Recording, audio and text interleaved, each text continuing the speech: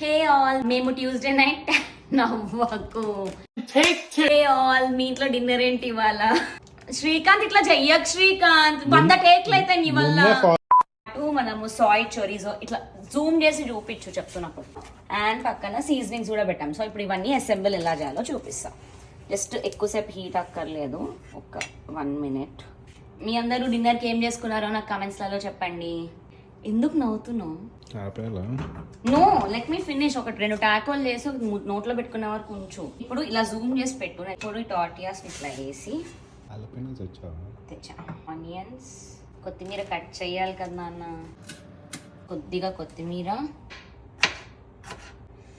Radish. ఇప్పుడు దీని మీద మనము లైమ్ పిండుకుందాం. Tacos ready.